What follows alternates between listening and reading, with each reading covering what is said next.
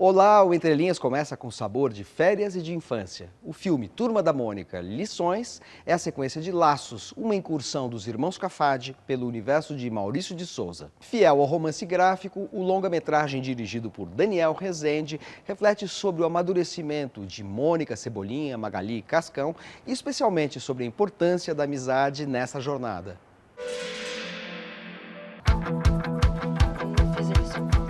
O grande desafio de Lições é colocar atores em carne e osso para interpretar as imortais personagens de gibi criadas por Maurício de Souza e recriadas na graphic novel dos irmãos Lu e Vitor Cafagi. E eles se saem muito bem, com caracterizações fiéis que vão desde os figurinos até a expressão atrevida da Mônica, o olhar guloso da Magali, o pânico de Cascão diante da água e o simpático maquiavelismo do Cebolinha, sempre querendo roubar o coelho de pelúcia da líder da turma. E esse segundo filme da série iniciada com Laços também tem um roteiro engenhoso, que faz referência a um dos maiores clássicos da literatura universal, Romeu e Julieta. Magali, o que você gosta de fazer além de comer? Brincar. Eu vou fazer natação, é que eu tenho medo de água. Eu gosto de gente estranha.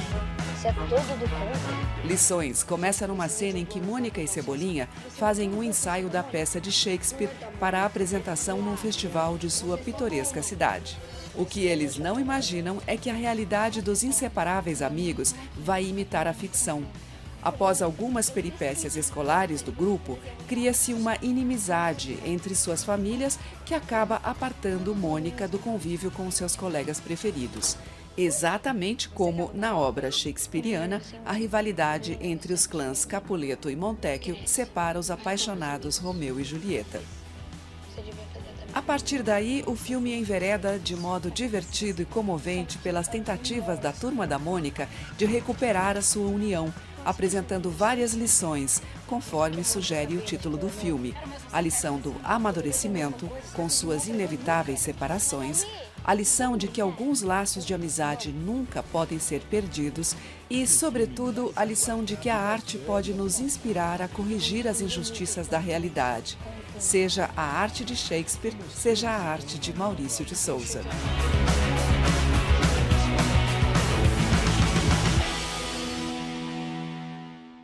Há exemplos de clubes como Scooby, Grow e Literatura Clássica, a tag Experiências Literárias surgiu para estimular quem já gosta de ler e quem quer ler mais. O clube conta com a curadoria de escritores que indicam seus livros preferidos aos associados e todo mês os assinantes recebem um kit surpresa. Já são mais de 50 mil leitores em 2.300 cidades do Brasil.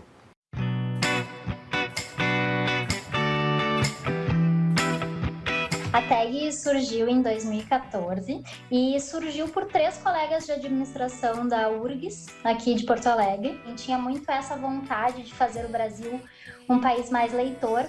E aí também na época estavam surgindo aqueles clubes de assinatura de cerveja, também clube de assinatura de vinho. Foi um modelo de negócio que nos Estados Unidos começou a crescer muito. E aí eles resolveram, por que não criar um clube de assinatura de livros e levar uma experiência de leitura muito diferente, né? Muito mais bonita, mais engajada com a leitura para os leitores.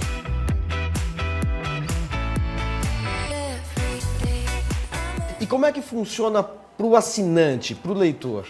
O assinante, ele paga uma mensalidade.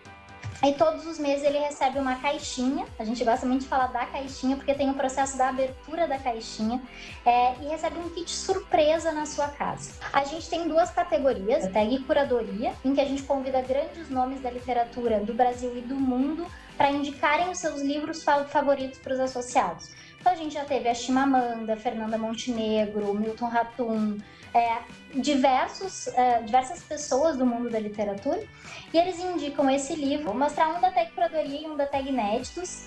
Da tag inéditos, a gente enviou em agosto do ano passado um livro que se chama Os 100 Anos de Lene e Margot, esse aqui, que é um livro que fala sobre uma amizade de uma senhora de 83 anos e uma menina de 17 anos, e elas estão em estado terminal, e juntas elas pintam. Então a gente desenvolveu um livro de colorir em que cada página fala sobre uma etapa do livro.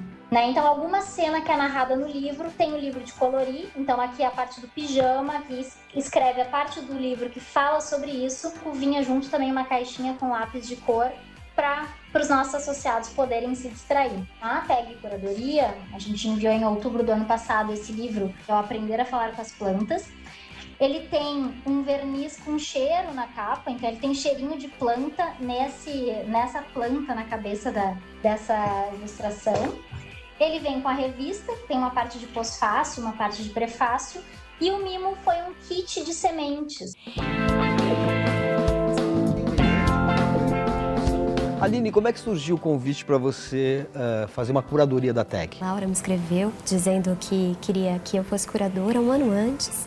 E para eu começar a pensar em livros que eu sentia que estava faltando de alguma forma no nosso mercado editorial. E a Trégua estava na minha lista inicial de 10 livros. É muito difícil fazer essa lista porque a gente fica procurando, até deixando a lista mais enxugada, porque é tanto livro que a gente quer indicar. Uma das coisas que eu acho mais bonitas nesse livro, porque é um diário, então ele tem esse formato de diário muito confessional, então o personagem fica muito livre para colocar tudo que ele sente a respeito dela, desde o começo e até depois uma paixão avassaladora que ele vive ali de uma forma muito pura, né? Muito aberta, sem restrições ou sem esses manejos sociais que a gente às vezes tem, né, para falar. Então é um amor que vai se estabelecendo ali na folha e ele vai se rendendo, né, a essa situação e vai se expondo muito também nesse diário. Então eu acho uma coragem muito grande e, por outro lado, o Benedetti trabalha outras questões nessa composição que ele faz do diário, que no primeiro momento é essa história de amor, mas depois vai trazendo questões políticas muito fortes e relações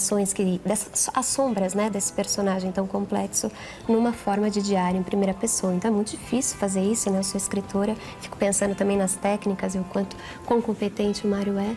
E decidi esse livro, assim, porque me emociona muito. O livro está numa versão capa dura, que é muito bonito, né, que traz uma impressão de clássico, que eu acho que A Trégua merece, já é um livro publicado há muitos anos e que segue, né, arrebatando gerações.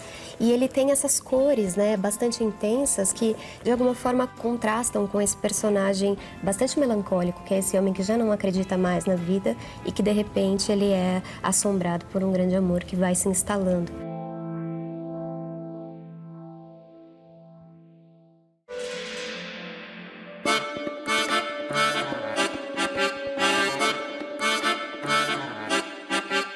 O romance A Trégua é o livro mais conhecido do escritor Mário Benedetti e um verdadeiro clássico contemporâneo da literatura uruguaia. Publicada em 1960, a obra contrasta com a tônica da ficção latino-americana do período, que vivia o auge do realismo fantástico com Borges, Cortázar e García Márquez. O tom de A Trégua é discreto, intencionalmente cinzento, para tornar mais luminoso o intervalo de vivacidade, mas também de angústia, que se insinua silenciosamente em sua trama sem sobressaltos. Escrito na forma de diário do protagonista Martim Santomé, o romance descreve o dia a dia de um homem comum, com valores convencionais e até preconceituosos.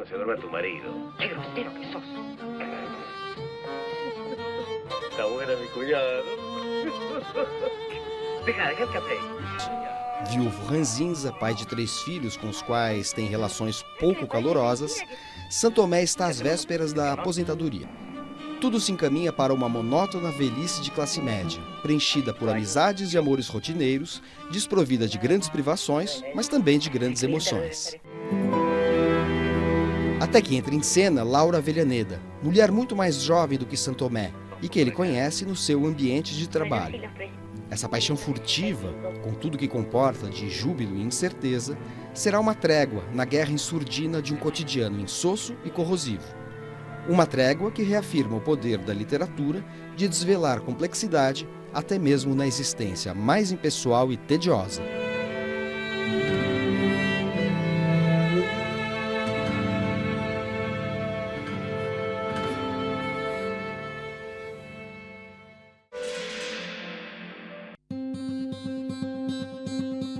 Com tradução do escritor Luiz Krauss, Sua Alteza Real é um romance de 1909 em que o alemão Thomas Mann cria um microcosmo ficcional para satirizar a decadência europeia.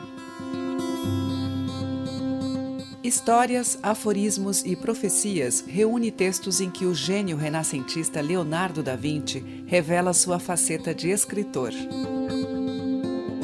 3 imensas novelas traz relatos que mesclam razão e delírio, escritos a 4 mãos pelo poeta chileno Vicente Huidobro e pelo artista franco-alemão Hans Arp. E o romance Caput é um clássico da literatura de guerra em que o italiano Curzio Malaparte testemunha a devastação no leste europeu durante a Segunda Guerra Mundial.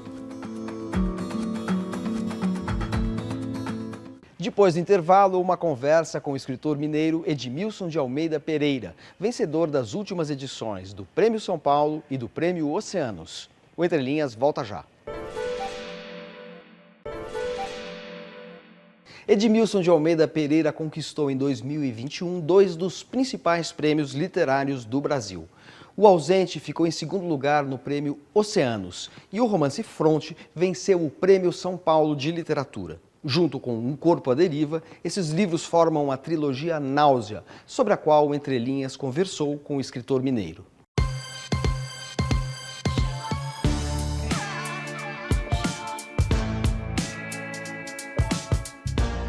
Antes de publicar os livros que compõem a trilogia Náusea, você já tinha uma obra consagrada e reconhecida como ensaísta e como poeta, sobretudo. Como é que foi essa passagem da linguagem do ensaio e, sobretudo, da poesia para a prosa de ficção? Essa ideia de passagem parece que se torna mais evidente para quem agora conhece essas publicações de ficção. Mas o meu projeto pessoal, na verdade, eu iniciei com prosa. Aquela fase aí que você tem de entrada na faculdade, os primeiros anos de contato com a literatura, a teoria, eu já vim elaborando 2 textos em prosa, que cheguei a concluir, mas dos quais depois eu me desfiz. Mas essa ideia de trabalhar com romance, com narrativa de longo fôlego, ela de algum modo sempre me acompanhou. E eu acho que um bom exemplo disso é que há uma série de poemas que eu publiquei ao longo dos anos que tem essa característica de uma certa narrativa, pressupondo que em algum momento essa experiência se tornaria pública.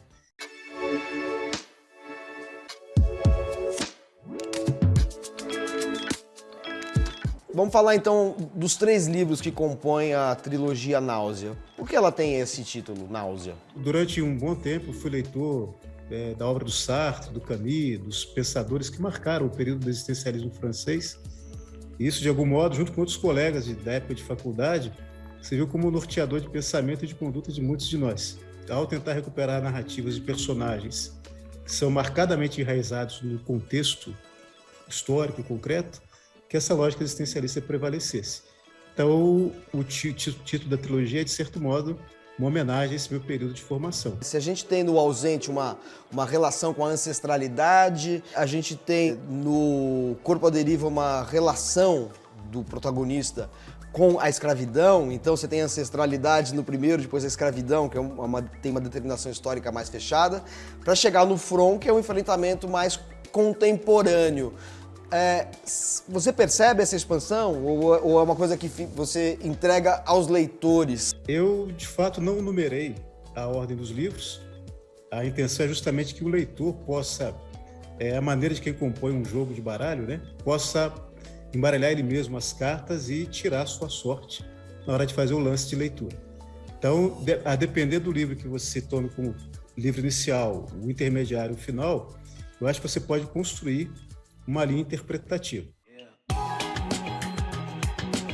Como é que o Brasil aparece nesses livros que têm uma indeterminação geográfica? Bom, a minha intenção inicial era justamente isso, né?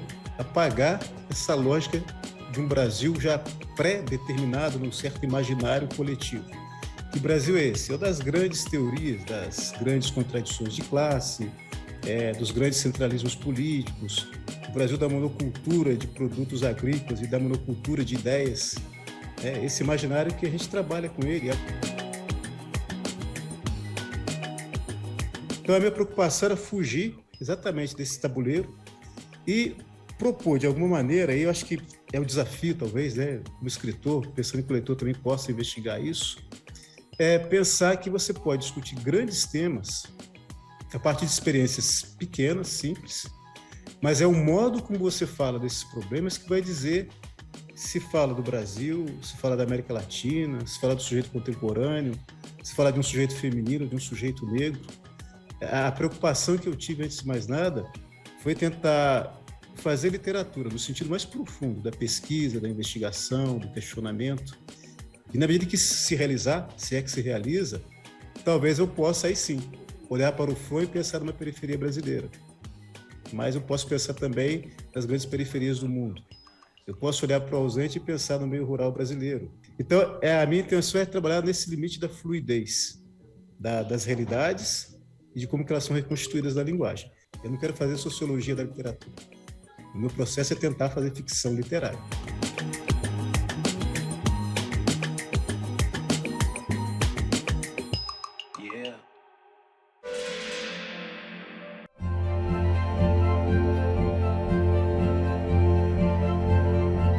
O historiador israelense Yuval Noah Harari se tornou um best-seller mundial, associando conhecimentos dos campos das ciências humanas e das ciências naturais. O resultado são livros como Sapiens, uma breve história da humanidade, em que investiga nossas origens, e Homo Deus, uma breve história do amanhã, em que especula sobre nossas perspectivas futuras. Agora, a linguagem fluida e envolvente de Harari chega aos quadrinhos, com os 2 volumes de Sapiens já publicados.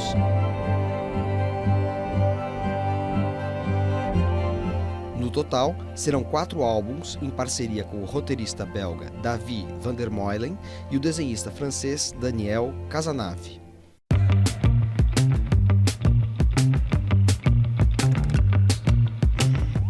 O título geral Sapiens é o mesmo de seu livro mais famoso, mas não se trata apenas de uma transposição do texto para a linguagem visual. A série traz o próprio Harari interagindo com personagens fictícias e históricas. Temas como a evolução biológica da espécie humana, as sociedades pré-históricas, a revolução agrícola, o surgimento das religiões e os fundamentos da economia e das classes sociais são narrados em diferentes capítulos. Para isso, Harari e seus parceiros usam recursos da mitologia, do teatro clássico, da ficção científica, do romance policial e até mesmo do reality show, surpreendendo mais uma vez. Depois de renovar a linguagem da divulgação histórica e científica, o pensador israelense também reafirma o poder de comunicação das HQs.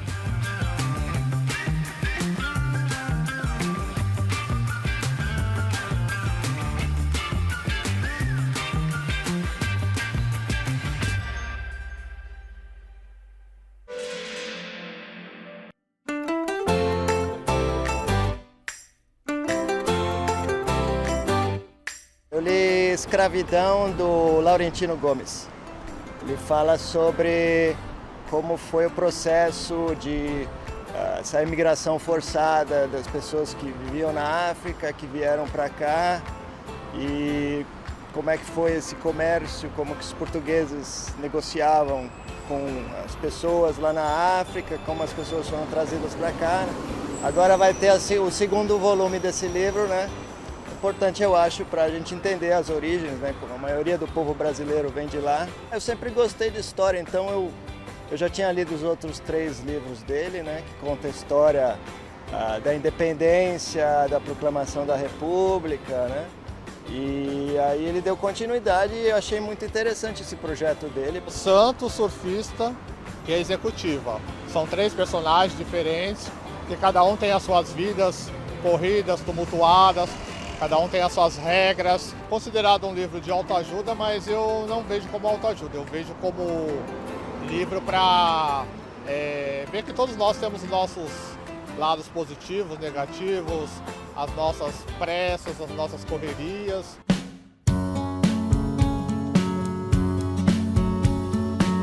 É sobre o comportamento humano e as formas de lidar com as vulnerabilidades. De Brené Brown, ela tem também um documentário muito interessante na Netflix e ela fala de como podemos melhorar e diminuir as forças do ego, as nossas defesas. Give me a single example of courage in your life or that you've witnessed in someone else's. A single example of courage that did not require uncertainty, risk, or emotional exposure. I'm not going to bullshit you. Vulnerability is hard, and it's scary, and it feels dangerous. But it's not as hard, scary, or dangerous as getting to the end of our lives and having to ask ourselves, what if I would have shown up? O Entre Linhas de hoje chega ao fim e você fica com um trecho da participação de Maurício de Souza, o criador da Turma da Mônica, no programa Vox Populi de 1980. Até a semana que vem. Boa noite, Maurício de Souza. Boa noite para todo mundo aí. Vamos, então, à primeira pergunta do programa. Suas ordens. Como é que você aprendeu a desenhar? Eu aprendi a desenhar com lápis e papel na mão e com os meus pais me incentivando bastante desde quando eu era criancinha, menininho. Nunca ninguém tirou o lápis e o papel da minha mão, então eu prossegui até hoje. Antes de você ser desenhista, já foi alguma coisa?